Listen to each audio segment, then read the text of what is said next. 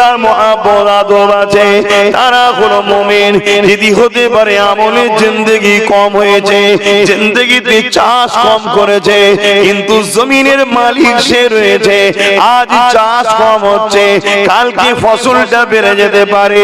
তুমি যদি জমিনের মালিকই না হতে পারো, তুমি বীজ নিয়ে ঘুরে ঘুরে কোথায় বেড়াবে? قل إن كنتم تحبون الله فاتبعوني يحببكم الله ويغفر لكم ذنوبكم والله غفور رحيم। बड़ो काफ लाम कुल ममाना आप फरमाइए। खुदा ने हमारे नबी को फरमाने के लिए कहा, आप फरमाइए। इन कुंतुम तुहिब्बून अल्लाह, যারা বলে আল্লাহকে ভালোবাসে। আমরা বলি না? এই ভালোবাসার যদি সত্য হয় একটা পরীক্ষা দিতে হবে, টেস্ট দিতে হবে। যে কোন জিনিস সত্য মিথ্যার জন্য টেস্ট হয় না, হয় না, টেস্ট দিতে হবে। কি টেস্ট? ফাত্তাবিউনি, আগে যেন আমার নবীর ইত্তেবা করে, অনুসরণ করে, অনুকরণ করে। অনুসরণ অনুকরণ তাকেই করা সম্ভব যার উপরে মহব্বত আছে। জোরে বলুন সুবহানাল্লাহ। আমরা সবাই মুসলমান, ঠিক না? কিন্তু আজকে দেখুন তারা এসে বসছে যাদের হৃদয়ে একটু হলো আব্বাস সিদ্দিকীকে ছেলের মতো, ভাইয়ের মতো একটু ভালোবাসে, ঠিক না? না হয় যত কোরআন হাদিস বলুক না কেন, একটু মহব্বত না থাকলে সেখানে জুটতো না। তা ফাত্তাবিউনির মধ্যেই ভালোবাসা লুকিয়ে আছে। মানে এটা দাঁড়ায় নবীকে ভালোবেসে যারা ইত্তেবা করে নেবে, প্রথমে আল্লাহ বলছেন ইউহিব্বুকুমুল্লাহ, আমি আল্লাহ তাদেরকে ভালোবেসে নেব। জোরে বলুন সুবহানাল্লাহ। আল্লাহ যাদেরকে ভালোবাসবেন তাদের সম্বন্ধে বলেন ويغفر لكم ذنوبكم والله غفور رحيم। তারা নিজের নফসের উপরে যে জুলুম করেছে, কেউ সিনেমা দেখেছে, কেউ গান শুনেছে, কেউ নামাজ কাজা, কেউ রোজা কাজা, এমন করে আরো বড় বড় পাপ করে ফেলেছে। এই যে জুলুম করেছে নফসের উপরে, আমার আল্লাহ বলছে তারা আমাকে বড় দয়ালু মেহেরবান পাবে। আমি তাদের জীবনের সমস্ত গুনাহ কে মাফ করে দেব। তাহলে আল্লাহকে দয়ালু পেতে গেলে, গুনাহ মাফ করাতে গেলে নবীর প্রেম, মহব্বত, আদব, অনুসরণ, অনুকরণ আগে দরকার। তাহলে আল্লাহ তোমাকে ভালোবাসবে। জোরে বলুন সুবহানাল্লাহ। তাই যেখানেই যাই আমি সবাইকে বলি, আসো আমরা নবীর হয়ে যাই। আমরা নবীকে প্যার করি, মহব্বত করি, ভালোবাসি। জিনার মতো কেউ আসেনি, আর বলবেন না, আর আসবে না। তিনি কেমন? কোন মিশাল আছে? কারোর সঙ্গে তুলনা চলবে? কোন নবী কি আমার নবীর মতো? কোন নবীও আমার নবীর মতো নয়। কেন? সমস্ত নবীরা নবুয়াত পেয়েছে আমার নবীর ঝুলি থেকে। জোরে বলুন সুবহানাল্লাহ। আল্লাহ বাতিনাকে কত নিয়ামত করেছেন, আল্লাহ বাতিনাকে কত শানওয়ালা করেছেন, আল্লাহ বাতিনাকে কত মুতাবাররাক করেছেন। এই যুবকেরা, তরুণেরা, বাবেরা, নবী নবী কেন তোমাদেরকে শোনাই? শোনো শোনো, সমস্ত নবীরা আল্লাহর কাছে বলেছিলেন, ও রাব্বি আল্লাহ, আমাদেরকে নবী না বানিয়ে যদি নূর নবীর উম্মত বানাতেন, গোলাম বানাতেন, আমরা নিজেকে বড় ধন্য মনে করতাম।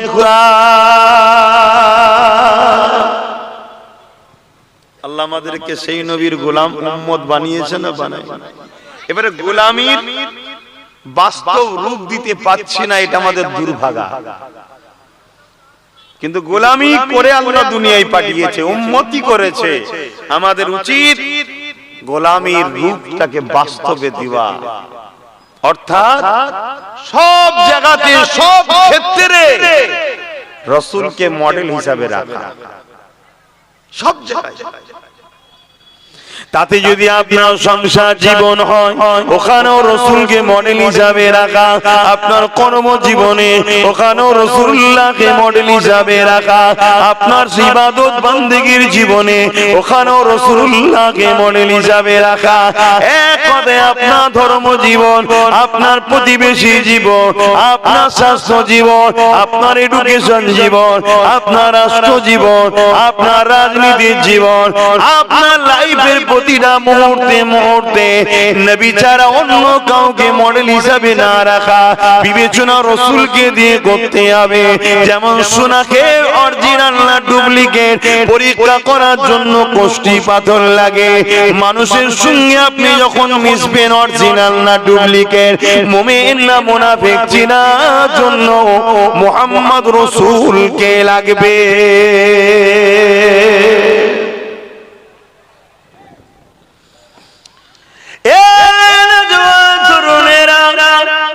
যাদের হৃদয়ে রাসূলুল্লাহর আদব নেই, যাদের হৃদয়ে রাসূলুল্লাহর মহব্বত নেই, তারা হলো মুনাফিক। আর যাদের হৃদয়ে রাসূলুল্লাহর মহব্বত আদব আছে, তারা হলো মুমিন। যদি হতে পারে আমলের জিন্দেগি কম হয়েছে, জিন্দেগিতে চাষ কম করেছে, কিন্তু জমিনের মালিক সে রয়েছে। আজ চাষ কম হচ্ছে, কালকে ফসলটা বেড়ে যেতে পারে। তুমি যদি জমিনের মালিকই না হতে পারো, তুমি বীজ নিয়ে ঘুরে ঘুরে কোথায় বেড়াবে? আমি কি বুঝাচ্ছি বুঝছেন তো? মোহব্বত তোমাদেরকে টেনে নিয়ে এসেছে। শুধু মুসলমান দাবি করলে হয় না, যে নবীকে ভালোবাসি বলি সেই নবীর কথা শুনতেও তো ভালো লাগবে, এটা প্রেমের পরীক্ষা। যে নবীকে ভালোবাসি বলি সেই নবীর কথা বলতেও ভালো লাগবে, এটা তো প্রেমের নিদর্শন, এটা তো ফল আছে। প্রেমের তো একটা লক্ষণ আছে নাকি? ভালোবাসি। রোজ বাইরে বাজারে যাচ্ছে, একজন কোনোদিন একটা ফুল কিনে এনে দিলে না বিবিকে, ভালোবাসো? রোজ বাইরে যাচ্ছ, নিজে যা খুশি করে খাচ্ছ, ওই কোনোদিন বিবির জন্য কিনে নিয়ে আসলে না, এটা ভালো বুঝাবার জন্য। ভালোবাসার নিদর্শন কি? একটা ফল আছে কি?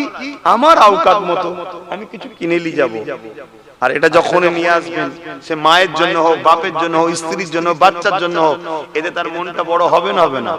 এটা হচ্ছে ভালোবাসার লক্ষণ, একটা ভালোবাসার লক্ষণ। আমি নবীকে ভালোবাসি, নবীর কথা বলবো না। নবীকে ভালোবাসি, নবীর কথা শুনবো না। এটা কি ভালোবাসা? আজ চিনার সময় এসেছে যুবক, আজ চিনার সময় এসেছে, আখিরি জবানা। তাই একটু ওয়াজ করতে এসেছি, একটু নবীর কথা বলবো, শুনবেন তো নাকি? আল্লাহকে সাক্ষী রেখে বলুন, দিল থেকে বলছেন তো নাকি? শুনবেন তো নাকি? হাত লম্বা করে রাখেন। যারা হুজুরের কথা শুনতে চান দু হাত তুলে লম্বা করে বলুন। শুনতে ইচ্ছুক না উৎসুক না? আলহামদুলিল্লাহ, হাত লাগান। হুজুরের কথা শুনবেন না তো কি শুনবেন? নামাজের কথা, রোজার কথা, হজের কথা, যাকাতের কথা, হ্যাঁ ওগুলো শোনা দরকার, আমি অস্বীকার করছি না, কিন্তু ওগুলো থেকেও থাকবে না যদি হুজুর না থাকে। আর হুজুর থাকার পরে ওগুলো যদি এখন নাও থাকে, হুজুরের প্রেম যদি দিলে সত্যি ঢুকাতে পারো, অটোমেটিক ওগুলো চলে আসবে। জোরে বলুন সুবহানাল্লাহ। আর এগুলো সব আছে, হুজুর যদি না থাকে ওগুলো সব থাকার পরও নাই হয়ে যাবে। আমি কি বুঝাচ্ছি বুঝছেন তো নাকি? আমাকে ভুল বুঝবেন না। আল্লাহ নবী নবী দয়া নবী সাহাবা হুজুর আখেলে মদিনা নববী শরীফে বসে রয়েছে। নবী আমার আলোচনা করেন, সাহাবা হুজুর শুনতে থাকে। ঠিক এমনই সময় একজন মানুষ এই মদিনা নববী শরীফে প্রবেশ করলো। মাথায় পাগড়ি রয়েছে, পরনায় জুব্বা রয়েছে, মুখে দাড়ি রয়েছে।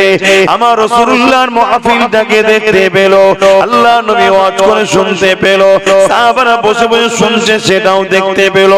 কিন্তু সে সে আগিয়ে গিয়ে একটু দূরে গিয়ে মদিনা নববী শরীফের ভেতরে ঢুকে গিয়ে সে নামাজের মধ্যে দাঁড়িয়ে গেল। আল্লাহ নবী সাহাবাদেরকে বলতে লাগলো, কে আছো বাবা, এই ফিতনাটাকে তোমরা কতল করতে পারবে, এই ফিতনাটাকে তোমরা শাস্তি দিতে পারবে। অর্থাৎ ওই নামাজিটাকে সাহাবাদের মধ্যে থেকে হযরত আবু বকর সিদ্দিক উঠে দাঁড়িয়ে বললেন, ইয়া রাসূলুল্লাহ হাবিবাল্লাহ, কে আমি শাস্তি দিতে পারবো। হযরত আবু বকর যখন মদিনা নববী শরীফের মধ্যে ঢুকে গেল শাস্তি দিবার জন্য, গিয়ে দেখতে লেগেছে ওই মানুষটা নিয়ত করে আল্লাহর কাবার দিকে মুখ করে একত্ববাদের সাক্ষী দিয়ে এমন করে আল্লাহর কোরআনকে তেলাওয়াত করতে লেগেছে, কিয়ামে দাঁড়িয়ে দাঁড়িয়ে নামাজ পড়তে লেগেছে। হযরত আবু বকর সিদ্দিক ওই মানুষটাকে শাস্তি দিতে পারলো না, কারণ সে নামাজের মধ্যে রয়েছে। এই ফিরে চলে আসলো, ইয়া রাসূলুল্লাহ হাবিবাল্লাহ, আমি তাকে শাস্তি দিতে পারলাম না, কেন সে নামাজের মধ্যে রয়েছে। শুনছেন তো? তুমি মোবাইলে ব্যস্ত কেন? নিজের তো লাইফ শেষ করেছো, ছেলেটাকেও শেষ করছো কেন? তোমার জীবনের কি দাম আছে বলো? তুমি সমাজকে কি দিতে পেরেছো? খারাপ লিও না, বুঝাচ্ছি। তো তোমার ছেলেটা যদি আগামী দিন একটা বড় আলেম হয়, তাহলে সমাজকে অনেক কিছু দেবে না? দেবে না? তুমি তো নিজে হাতে ছেলেকে শেষ করছো, হাতে মোবাইল দিচ্ছ, কিভাবে ফটো তুলতে শিখাচ্ছ। এটা ধর্মসভা তো নাকি? না এটা কোনো পার্টির মিটিং এসেছেন আপনারা? বলুন বলুন। আমরা সবাই এসেছি আজকে নূর নবীর জন্য, আল্লাহর জন্য, কোরআনের জন্য, ইসলামের জন্য, ঠিক না? এখানে কি কি দল করে আমরা এখন এই মুহূর্তে জানি না, কার কি পছন্দ না পছন্দ জানি না। আমাদের এখন একটাই কথা, আমরা সবাই কলেমার ভাই ভাই। জোরে বলুন সুবহানাল্লাহ। এজন্য এখানে মোবাইল ব্যবহার না করা এটা উচিত তো নাকি? কেন ধর্মসভা এটা, কেউ ভুল করবেন না, এটা আলোচনা করতে দেন, না হয় আবার এদিকে চলে যাব। হযরত আবু বকর সিদ্দিক নামাজ পড়তে দেখে কতল করলো না, তাকে শাস্তি দিল না, ফিরে চলে এলো। আবার আল্লাহ নবী বললেন, কে আছো, যাও। হযরত ওমর ফারুকের মতো মানুষ গেলেন, কত কড়া মানুষ, নীতির উপরে কড়া। উনি গিয়ে দেখতে সে মানুষটা রুকুতে আছে, একটার পর একটা ঘটনা ঘটছে, সাহাবীরা যাচ্ছে। হযরতে মাওলা আলী রাদিয়াল্লাহু তাআলা আন তিনি যখন গেলেন, ঘুরে এসে বলছেন, হুজুর সে মানুষটা নাই, সে চলে গেছে। আল্লাহ নবী বললেন, তোমরা যদি তাকে শাস্তি দিতে পারতে, তাহলে আমার উম্মত একটা ফিতনা থেকে বেঁচে যেত। আমার উম্মত একটা ফিতনা থেকে বেঁচে যেত। কি বুঝছেন? আল্লাহ নবী নূহ নবী সাহাবা হুজুরকে কেন বলেছিলেন ওই মানুষটা আমার নবী পাকের মাহফিলে বসা থেকে, সাহাবাদের সোহবতে বসা থেকে, দ্বীনের আলোচনা শোনা থেকে ওই মানুষটা প্রাধান্য দিয়েছিল নামাজকে। অর্থাৎ আমার রাসূলুল্লাহকে অবজ্ঞা করে নামাজের দিকে চলে যাওয়া, এটা একটা ফিতনা। এই ফিতনা যদি তুমি শাস্তি দিতে পারতে, তাহলে আজ আমার উম্মত ফিতনা থেকে বেঁচে যেত। আমাদের সমাজে আজকে এই রকম ফিতনা ঘুরে বেড়াতে লেগেছে, সব জায়গাতে রয়েছে, কিন্তু আমার রাসূলুল্লাহর মহব্বত আদব শান মর্যাদার বেলায় তাদের মুখ বড় ভারী হয়ে যায়। আছে না? আমার কথা বুঝছেন তো? ইসলামটি শিখাবো না আমার দাদা পীরের আওলাদদের? আপনারা আওলাদ নয়, এর বুঝাবো না যে বাপ নামাজ পড়ো, ঈমান হয়ে দাঁড় পড়ো, ঈমান নিয়ে নামাজ পড়ো। এই যে গাছ দেখছেন না, এই গাছের ডালপালা গুলো হলো নামাজ, রোজা, হজ, যাকাত, দাড়ি, টুপি, দান, খায়রাত, এগুলো সব আমল। ডালপালা গুলো বুঝাবার জন্য বলছি। যদি ডালপালা গুলো কেটে দেওয়া হয়, গাছটা দুর্বল হবে, মরে কিন্তু যাবে না। গাছের মূল যখন থাকবে, আবার কিন্তু দেরি হলো ডালপালা, কথা বলছে না তো, গজাবে। আর ডালপালা, পাতা, ফলমূল সব রেখে দিলাম, মাটি খুঁড়ে মূলটা তো ভেতরেই থাকে, গুড়াটাকে কেটে দিলাম, মূলটাকে, গাছটা থাকবে? তা আমাদের নামাজ রোজা হজ যাকাত দান খায়রাত এগুলো বাইরে থাকে আর মূলটা হলো এখানে থাকে, নবীর আদব প্রেমের নাম। এটা যদি কেটে দেওয়া হয়, নামাজ আছে, দাঁড়িয়ে আছে, টুপি আছে, ডালপালার মতো থাকবে, এটাকে বাঁচান। এখন এটাকে লুটার জন্য হাজারো ষড়যন্ত্র চলছে।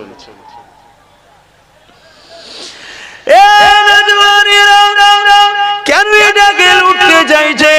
কেননা যুগে যুগে যুগে আমার নবী পাকের দিনের আদর্শ আখলাক চরিত্র ব্যবহারটা দেখে আমার নবী পাকের দিকে যুগে যুগে যুগে এমন করে দলে দলে মানুষ ইমানের কলেমা পড়ে মুসলমান আজও হয়ে যাচ্ছে। আমার নবী পাকের দিন ইসলামের বিরোধী দুই ধরনের মানুষ রয়েছে। একটা মানুষ হলো যারা তাদের মিথ্যা ভণ্ডমিকে টিকাবার জন্য আমার রাসূলুল্লাহর বিরোধী আগম করেছে, আজও করছে। যেমন আবু জেহেল, উতবা, সাইবা ছিল। এই যুবকেরা, তরুণেরা, বাপেরা, কেন আমার নবী পাকের সত্যের কাছে আবু জেহেলের মিথ্যার দোকান বন্ধ হয়ে গিয়েছিল। আমার নবী পাকের ইনসাফের কাছে আবু জেহেলের মিথ্যা ইনসাফে বেইনসাফি বন্ধ হয়ে গিয়েছিল। আমার রাসূলুল্লাহ সত্যের কাছে আবু বকরের ভণ্ডমি আমন করে আবু জেহেলের ভণ্ডমি বন্ধ হয়ে গিয়েছিল।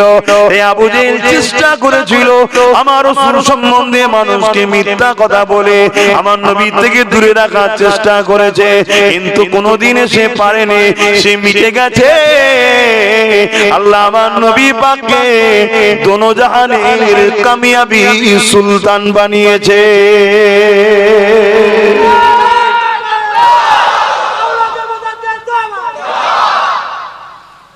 তাহলে আবু জেহেলের বিরোধী করার লক্ষ্যটা কেন বুঝতে পারছেন তো নাকি? সে একটা মিথ্যা দোকান খুলেছিল, ভণ্ডমির দোকান, যেখানে সে মানুষের খোদা সেজে বসেছিল। বুঝতে পারছেন? আমার নবী এসে যখন সত্যটাকে বলেছে, আবু জেহেলের দোকানের খদ্দের সব পালাচ্ছে, সত্যের দিকে আমার নূর নবীর দিকে পালাচ্ছে। আবু জেহেল দেখলো আরে রুখতে হবে। আজও পৃথিবী জুড়ে আবু জেহেলের মতো ভণ্ড দোকানদার যারাই আছে, তারা আজকের দিনেও চেষ্টা করছে ইসলামের নামে, রাসূলের নামে, কোরআনের নামে, আল্লাহর নামে নানা রকম ভণ্ডমির প্রচার চালাচ্ছে, মিথ্যা প্রপাগান্ডা চালাচ্ছে। উদ্দেশ্য কি? তাদের দোকানের খদ্দের রাখতে পারছে না। বুঝতে পারছেন তো নাকি?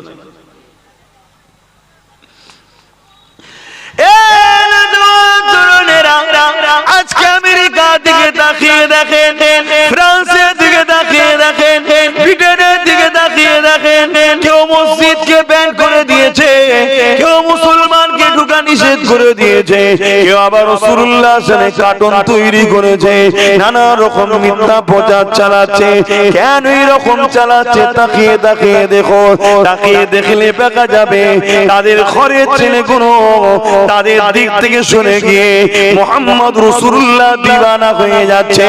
দুনিয়া এখন হাতের মুঠোর মধ্যে চলে এসেছে। তাদের ঘরের ছেলেরা তারা গুগলকে জিজ্ঞাসা করছে, পৃথিবীর শ্রেষ্ঠ মানুষকে। গুগল তাদেরকে বলতে লেগেছে মুহাম্মদুর রাসূলুল্লাহ। তারা তো ইসলামের ঘরে জন্ম নেয় না, তারা কেউ কোরআনের ঘরে জন্ম নেয় না, তারা কেউ আলেম হাফেজের ঘরে জন্ম নেয় না, কিন্তু তাদের বিবেক শিক্ষা বলছে পৃথিবীর শ্রেষ্ঠ চরিত্রওয়ালা মানুষকে অবশ্যই আল্লাহর কোরআন বলেছে, আমল করে আল্লাহ বা জানিয়ে দিয়েছে ইন্নাকা আলা খুলুকিন আযীম। হে বিশ্বের মানুষেরা, হে তামাম কায়নাতের মাখলুকেরা, আমি আল্লাহ সব থেকে উত্তম চরিত্রওয়ালা আদর্শওয়ালা মানুষ করে আমার নূর নবীকে বানিয়েছি। এই তারা রিসার্চ করে দেখতে লেগেছে আমার রাসূল পাক সাল্লাল্লাহু আলাইহি ওয়াসাল্লাম যখন নাম আসে, তারা আমার নবী পাক সম্বন্ধে রিসার্চ করছে, ওই গুগলে সার্চ করছে, আমার নবীর লাইফ স্টাইল দেখছে, আমার নবীর চলন বলন দেখছে, আমার নবীর উঠা বসা দেখছে, আমার নবীর সমস্ত পার্থিব জীবনগুলো তারা পড়ে পড়ে পড়ে পড়ে দেখে কখন যেন চোখের কোণা দিয়ে পানি ঝরে।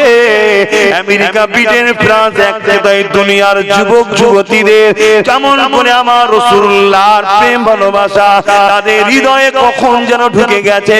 তারাও দলে দলে ঈমানের কালেমা পড়ে আমার নবীকে মহব্বত ভালোবেসে নিচ্ছে। সেদিন যেমন আবু জেহেল দেখেছিল সব চলে যাচ্ছে, আজকের আবু জেহেল গুনাহ দেখছে চলে যাচ্ছে, সেদিন আবু জেহেল আমার নবীর মিথ্যা প্রচার করেছে না করেনি?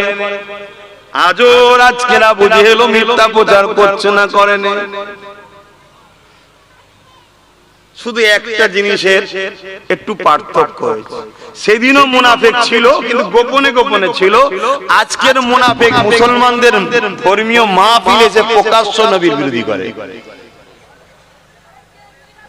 কথা কি কষ্ট দিচ্ছে?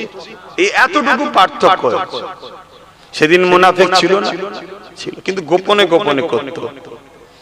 আর আজকের মুনাফিক প্রকাশ্য নবীর মেম্বারে উঠে আমার নবীকে মরা বলছে। আর আমরা হাজারো লাখো কোটি মুসলমান নবীর উম্মত দাবি করে খামোশে আছি। হাই হাই, এটা কি প্রেমের পরিচয়? ঈমান কাকে বলে? ইমাম মালিক হুজুরকে জিজ্ঞাসা করা হচ্ছে নবীর বিরোধী যদি কেউ করে আমাদের কি করা দরকার? ইমাম মালিক হুজুর বলছে প্রতিশোধ নাও।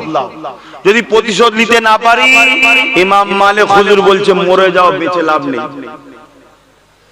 অর্থাৎ নবীর শানে গুস্তাখি হবে, সে প্যান্ট শার্ট পরে হোক আর জুব্বা লাগিয়ে হোক, দাড়ি রেখে হোক আর দাড়ি চেঁচে হোক, টুপি পরে হোক আর টুপি খুলে হোক, সে যেই হোক না কেন, তার বিরোধী যদি, তার প্রতিবাদ যদি না করতে পারো, ঈমান নাই। শুনছো না শুনোনি? তাহলে বেঈমান যদি মসজিদ বানায় কাজে লাগে, মাদ্রাসা বানায়, মসজিদে গিয়ে নামাজ পড়ে, রোজা রাখে, হজ করে, গরিবের মেয়ের বিয়ে দেয়, কাজে লাগবে? আলোচনায় অসুবিধা হচ্ছে, বুঝতে অসুবিধা হচ্ছে না? একটু সরাসরি দেন।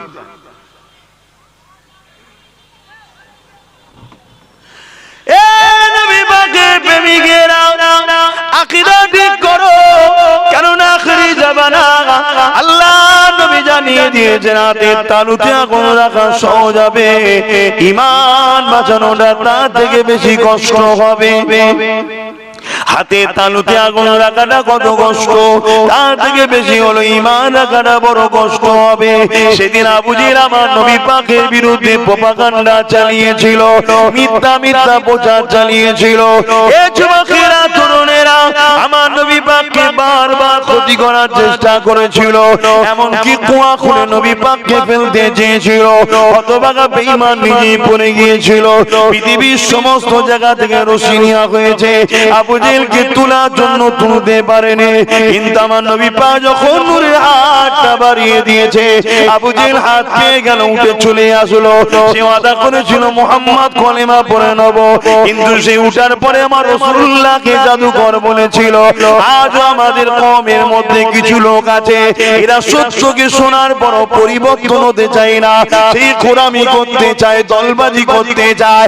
এ যুবকেরা, দল যদি করতে হয় আমার রাসূলুল্লাহর জন্য করো, কেন আল্লাহ জানিয়ে দিলেন লাকাদ কানা লাকুম ফি রাসূলিল্লাহি উসওয়াতুন হাসানা, তোমাদের সব কিছুর মডেল হলো মুহাম্মদ রাসূলুল্লাহ। তুমি যদি দল করো রাসূলের জন্য করো, কাউকে যদি ভালোবাসতে হয় রাসূলের জন্য ভালোবাসো, কারো যদি সমালোচনা করতে হয় রাসূলুল্লাহর জন্য করো। এ যুবকেরা, সেদিন আবু জেহেল মুনাফিক তৈরি করেছিল, রাইসুল মুনাফিক আব্দুল্লাহ ইবনে উবাইকে লাগিয়েছিল, জুল খুয়াইসা তামিমিকে লাগিয়েছিল, কিন্তু তারা গোপনে গোপনে কাজ করত। আজকে যারা আবু জেহেল আছে, তাদের ভণ্ডমির দোকানকে টিকাবার জন্য তারাও কোটি কোটি ডলার টাকা খরচ করে নামদারি বক্তা মুলি সাহেব পীর সাহেব যে করে লাগিয়ে দিয়ে আমার নবী পাকের শানে গুস্তাখি করে এই সরল পিরান খেটে খাওয়া সাধারণ মুমিন মুসলমান গুলোর অন্তর থেকে নবীর প্রেমকে আদবকে কমাতে চাইছে। তারা দেখবেন নামাজের বেলায় হাজারো বলি বলে, রোজার বেলায় হাজারো ওয়াজ করে, কোরআনের শিক্ষার বেলায় হাজারো ওয়াজ করে, সব কিছুর বিষয়ে বলে, আমার রাসূলুল্লাহর বিষয়ে বলতে চাই না। যদিও নবী পাকের বিষয়ে মুখ খোলে, আল্লাহ নবীকে আমাদের মতো মানুষ বলে, আল্লাহ নবী মরে গেছে বলে, নবী পাক শাফাআত করতে পারবে না বলে, নবী পাক ইলমে গায়েব জানে না বলে। এ যুবক, আজ তোমাদেরকে আমি জিজ্ঞাসা করি, আল্লাহ নবী মানুষের অন্তরের খবর জানে না, জানে না? আওয়াজ দিয়ে বলেন আকীদা ঠিক আছে তো নাকি? কিন্তু এখানে শিখাতে লাগবে আমার রাসূলুল্লাহ অন্তরের খবর জানে, আল্লাহ নবীকে জানিয়েছেন, এই শিক্ষা দিয়েছেন, আল্লাহ পাককে কেউ শিক্ষা দেয়নি। আল্লাহ অন্তরের খবর জানে, নবীও জানে, তবে আল্লাহ নবীকে জানিয়েছে, তাই নবী আমার জানতে পেরেছে। কথা বুঝে আসছে? আর আজকে আমাদেরকে শেখানো হচ্ছে নবী দিয়ালের ওই পিঠের জ্ঞান জানে না।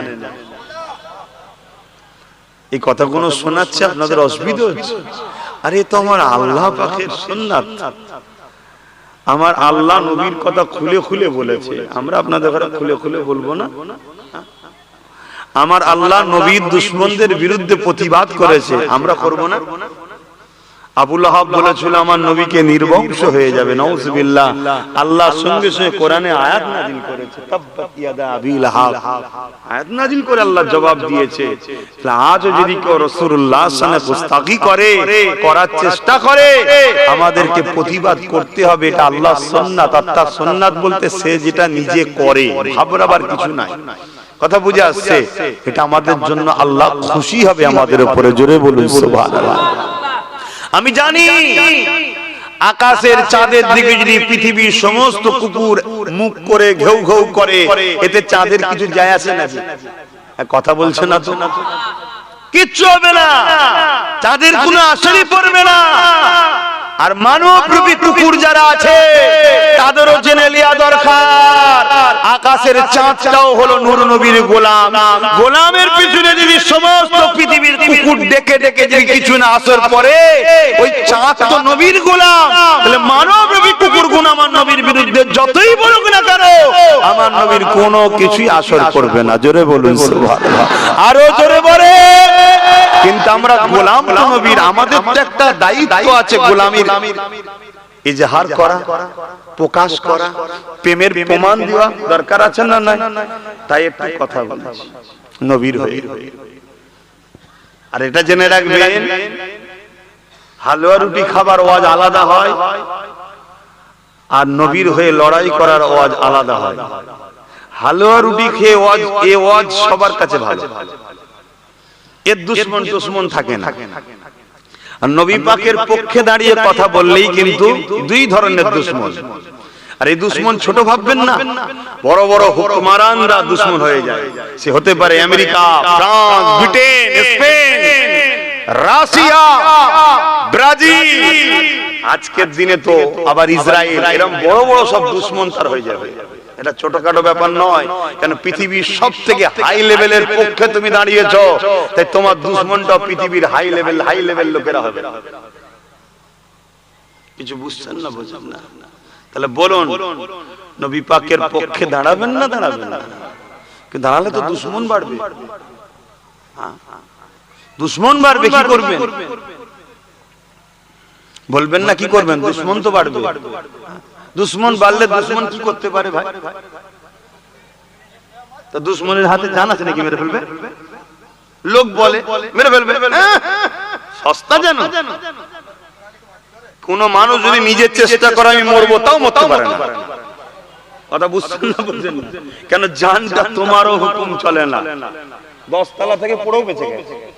কথা বুঝে আসছে না? কেন? ও শরীরে যে জান আছে ওটা না বেরোলে পর্যন্ত মরণ নয় তো, ওটা কারো কথাই চলে না, ওটা যিনি দিয়েছে সেই আল্লাহর ইশারায় চলে। জোরে বলুন সুবহানাল্লাহ।